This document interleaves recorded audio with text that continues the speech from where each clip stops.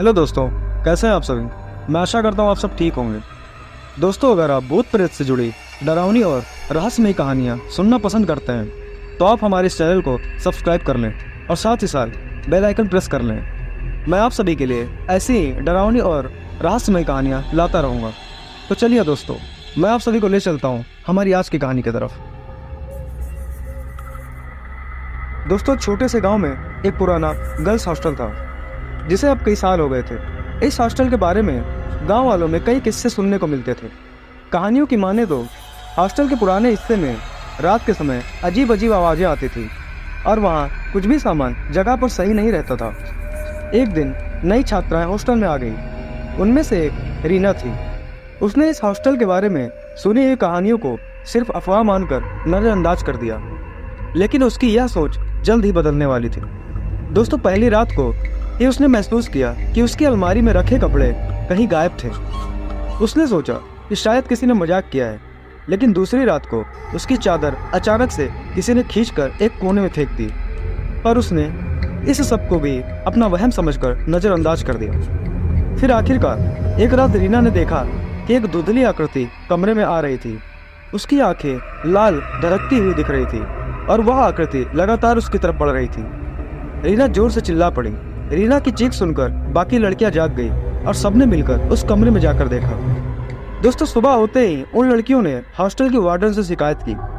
Warden ने बताया कि यह हॉस्टल वास्तव में पहले एक पुराने मकान का हिस्सा था जिसमें एक लड़की की हत्या हो गई थी। उसके आत्मा की शांति के लिए हॉस्टल में कई प्रयास किए गए थे, लेकिन वह पूरी तरह से शांति में नहीं रह सकी।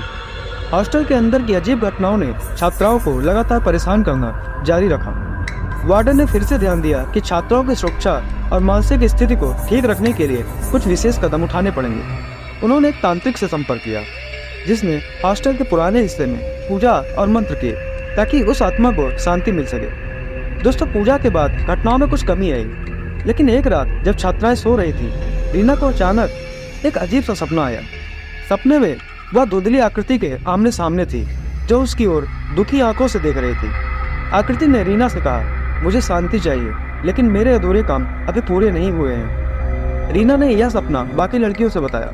कुछ ने सुझाव दिया कि शायद वह आत्मा अपनी मौत के कारणों से मुक्त होना चाहती है। वे सभी मिलकर उस आत्मा की मदद करने का निश्चय करते हैं। छात्राओं ने हॉस्टल के वार्डन से बोला कि वे पुरानी घटनाओं की जानकारी इकट्ठा करें और जाने कि उस आत्मा की मौत कैसे हुई थी। वार्डन ने बताया कि उस लड़की का नाम मीरा था जो एक गरीब परिवार से थी और उसकी हत्या कुछ पैसे के लिए की गई थी। छात्राओं ने तय किया कि वे मीरा की याद में एक स्मारक बनवाएंगे और उसके परिवार को खोजने की कोशिश करें। जब उन्होंने मीरा के परिवार को खोज लिया और उनसे संपर्क किया तो परिवार ने उन्हें मीरा की कब्र पर जाने के लिए कहा। छात्राएं और वार्डन मीरा की कब्र पर गए और वहां विधि पूर्वक पूजन की, फूल चढ़ाए और मीरा की आत्मा की शांति के लिए प्रार्थना की। पर दोस्तों, इस सब का भी कुछ फायदा नहीं हुआ। हॉस्टल की घटनाएं तब और भी भयानक हो गई जब छात्राएं उन अजीब गतिविधियों से निपटने की कोशिश कर रही थी। एक रात जब सब सो रहे थे, एक छात्रा जिसका नाम सोनाली था, उसने अजीब आवाज़ें सुनी। वह सोने की कोशिश करती रही, लेकिन आवाज़ें लगातार बढ़ती जा रही थी। सोनाली ने लाइट जलाकर देखा कि उसकी बगल की दीवार पर खून की तरह के धब्बे उभर आए हैं। वह डर से कांपने लगी। वो भागकर वार्डन के पास गई, लेकिन वार्डन ने कहा कि धब्बे शायद दीवार की पुरानी कोटिंग की वजह से हैं। सोनाली ने यकीन करने की कोशिश की, लेकिन रात की घटनाएं लगातार अजीब होती जा रही थी।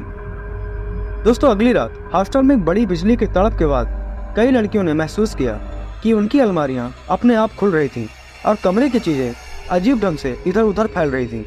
लड़कियों ने देखा कि एक अजीब रंग की धुंध धीरे धीरे उनके कमरे में छा रही है, जिसमें एक भयावह चेहरा दिख रहा था।